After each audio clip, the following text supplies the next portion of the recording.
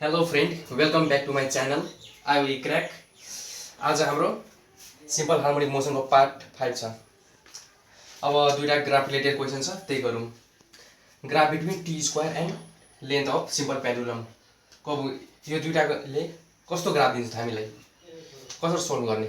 Time equal to 2π√LG होइन। अब square छ नि, स्क्वायर गर्नु पर्यो हाम्रो।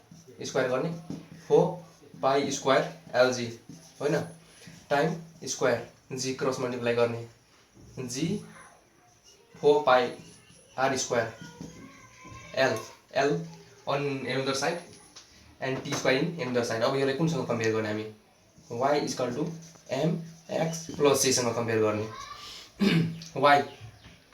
y मिन्स यो हेर त L, अनि यो टी स्क्वायरलाई हामीले m मान्ने, अनि x भनेको यो पुरैलाई x भयो नि।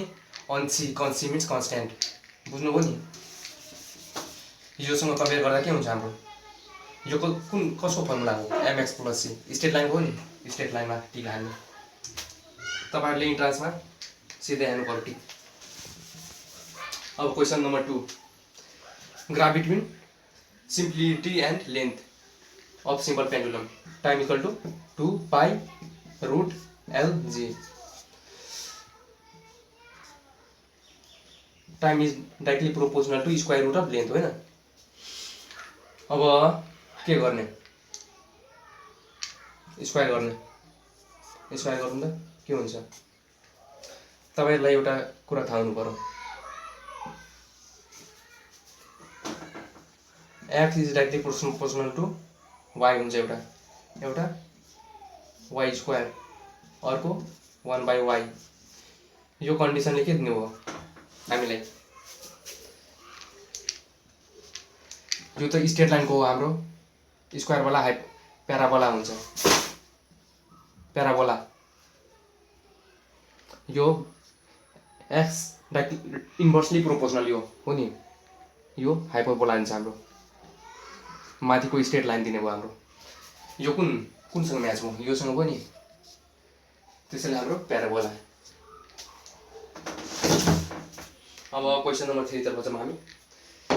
दुईवटा बडी दिएको छ हामीलाई, एउटा 2 kg को एउटा 8 kg को, कनेक्टेड बाई स्प्रिङ छ। के स्प्रिङ कन्सटेन्ट कति दिएको छ? 1000। अब हामीलाई के फाइन्ड गर्नु छ? फ्रिक्वेन्सी फर्मुला के हो? यो तपाईँले थाहा गर्नु पर्यो। यदि दुईवटा बडी कनेक्टेड छ त्यस बेला टाइम निकाल्न भनेको छ भने टाइम इक्वल टु 2π√m के हुन्थ्यो नि हाम्रो पहिले। अब अहिले दुईवटा मास भएकोले गर्दा यो म्यू जस्तो चाहिन्छ नि। योको ठाउँमा m1 where m1 m2 m1 plus m2। योलाई रिड्युस्ड मास भन्दा हुन्छ, REDUCED, रिड्युस्ड मास। अब फ्रिक्वेन्सी कस्तो होला? 1/2π के म्यू होइन। अब म्यू निकालौँ न। हामीलाई क्वेसनले के दिएको छ? 2π छँदैछ, यो निकाल्नु पर्यो हामीले। म्यूको m1 m2 यो फर्मुला युज गरेर कति छ? 2 8, दुईवटा प्लस गर्दा 10 16 1.6 हुन्छ होइन। अब फ्रिक्वेन्सीमा राखिदिने। फ्रिक्वेन्सी इक्वल टु 1/2π√, के हामीलाई कति दिएको छ? 1000 होइन। 1000 रिड्युस्ड मास कति दिएको छ? 1 निकाल्यो हामीले 1.6। सोल्भ गर्दा हाम्रो फाइनली कति हुन्छ? 25/2π। नेक्स्ट क्वेसन 4 नम्बर के भनिरहेको छ? A mass m is suspended from a spring of negligible mass. The spring is pulled too little and release has time period t. Question number 4. A mass m is suspended from a spring. एउटा spring छ हामीसँग, यो मास m, capital M attachment छ होइन। यदि the spring is pulled, यसलाई अलिक पुल गरेपछि रिलिज गर्दा टाइम t भयो। यदि त्यहीमा हामीले एक्स्ट्रा मास सानो मास m एड गरिदियो भने टाइम पिरियड कति होला? त्यही निकाल्नु पर्ने छ। अब टाइम पिरियडको हामीसँग छ नि एउटा रिलेसन 2 पाई रुट m के हुने हो time is directly proportional to root m अब t2 by t1 m2 by m1 m2 to m1 कति होला हाम्रो क्यापिटल M अब हामीले एक्स्ट्रा मास m एड गरेको छ नि त त्यसैले t2 m1 सानो m t2 by t1 को रेसियो कति दिया t2 को दिया था 5/4t t1 means t m m m कटो 25 60 स्क्वायर गरेर m m m अब यो सेन्टर काट्नु पर्छ direct 1 plus m by m अब हाम्रो कति आउने भयो 9/16 अब question number 5 a body executes SHM under action of force of frequency 3 Hz and another force 5 Newton of frequency f to 4 Hz. If both force act simultaneously, the frequency of oscillation कति होला? अब यदि क्वेशनले हामीलाई दुईटा frequency दिएको छ भने देखि दुईटा इन्डिभिजुअल फोर्सले गर्दा लागिने अनि फेरि हामीले सोधिन्छ साइमल्टेनियसली यो दुईटा फोर्स लाग्यो भने हाम्रो रिजल्टेन्ट फ्रिक्वेन्सी कति होला? यो केसमा हाम्रो frequency resultant f1 plus f2 को यो फर्मुला f1 हाम्रो कति छ 3 स्क्वायर f2 कति छ हाम्रो 4 स्क्वायर सोल्भ गर्दा कति आउने भयो 5 आउँछ नि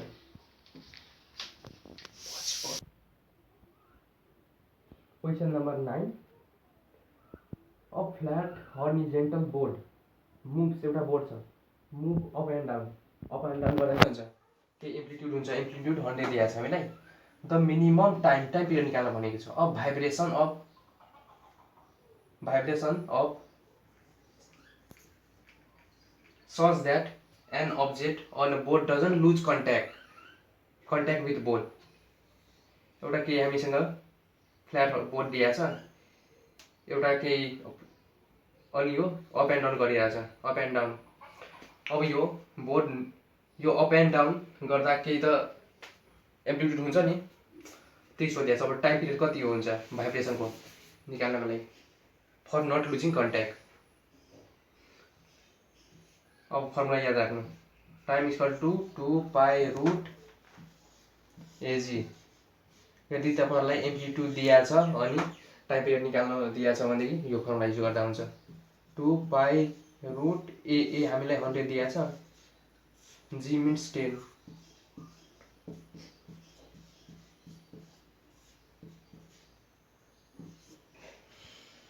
अब हामी क्वेशन नम्बर 10 तर्फ जाम यो कम्बिनेसन को वाला क्वेशन हो अब हेरौँ हामी यो दुईटा केमा छ यो दुईटा हेर्नु पहिले प्यारलल मा छ कि छैन मैले भनेको थिएँ नि पार्ट 1 मा तपाईहरुलाई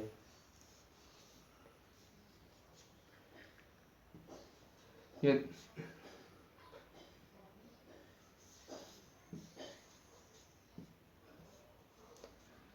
यदि स्प्रिङ माससँग डाइरेक्टली एट्याचमेन्ट छ भनेदेखि यहाँ हेर्नु यो स्प्रिङ डाइरेक्टली एट्याचमेन्ट छ नि यो माससँग यो स्प्रिङ पनि डाइरेक्टली एट्याचमेन्ट छ नि यहाँ पनि हेर्नु यो स्प्रिङ पनि डाइरेक्टली एट्याचमेन्ट छ नि डाइरेक्टली छ नि यो के भयो हाम्रो प्यारलल तर सिरिजमा हेर्नु सिरिजमा अर्को स्प्रिङ फेरि अर्को स्प्रिङ अनि मासमा कनेक्सन छ हेर्नु यहाँ यो भनेको सिरिज भयो हाम्रो लागि बट यो इन्डिभिजुअल छ नि एट्याचमेन्ट यो प्यारलल यो दुईटा अब हाम्रो के छ प्यारलल छ नि प्यारललमा के हुने थियो p बाट प्लस प्लस गर्ने हो रिजल्टेन्ट निकाल्नको लागि यो दुईटाको रिजल्टेन्ट निकाल्दा हाम्रो कति हुन्छ प्लस हुन्छ नि प्लस गर्दा कति हुन्छ अब फिगरबाट चाहिँ इजी हुन्छ सोलुसन गरौँ फिगर बनाऊ फिगरमै हामीले यो गरौँ क्यालकुलेट यो के जस्ताको जस्तै अब यो दुईटाको रिजल्टेन्ट कति आउँछ हाम्रो केही त आउँछ नि त्यही बनाएको यो स्प्रिङ एउटा केही स्प्रिङ त आउँछ नि अब के भने के मिन्स कसै केहीको भ्यालु कस्तो हुन्छ प्यारललमा p बाट प्यारलल मिन्स प्लस के प्लस के 2k के हुने भयो अर्को स्प्रिङ रिजल्टेन्ट स्प्रिङको 2k मास अटेनमेन्ट हामीसँग छ एमएन। अब यो दुईटा के भयो यहाँ हेर्नु, यो कन्डिसन भयो नि, मासमा अर्को मास कनेक्सन भएर अनि हाम्रो त्यो एउटा सोलिड बडीसँग एट्याचमेन्ट छ, के भयो सिरिज भयो नि। सिरिजमा के भनेको थिएँ, के हाम्रो के हुन्छ सिरिजमा, के हुन्छ के equivalent K1 K2 K1 plus K2 होइन, 2 + 1 3K 2K K कटो काटकुट 2K/3 होइन। अब यो मेन्टेको माथिको time period 2π√m K equivalent 2π√m K equivalent कति छ हाम्रो 2K माथि गयो भनेदेखि फाइनली हाम्रो एन्सर।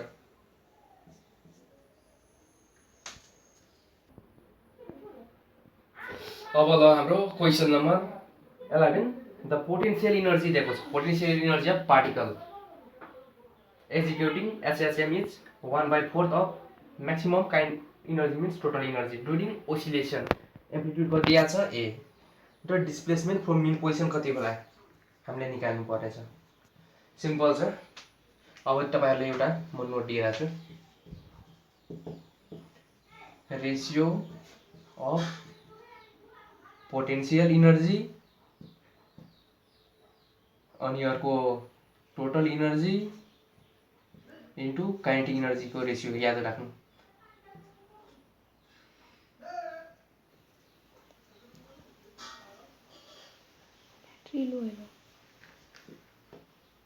कति होला भनेदेखि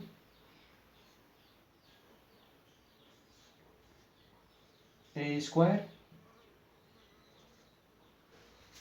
ए x स्क्वायर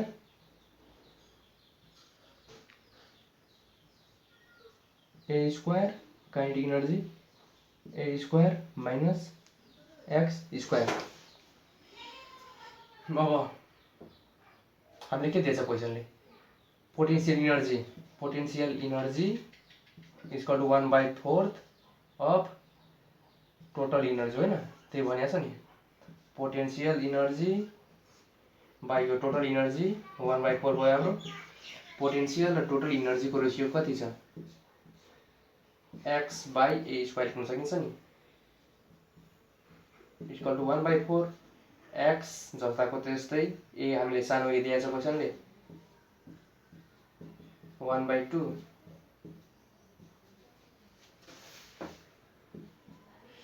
a/2 होइन, कटपुट गरेर a/2 हुन्छ।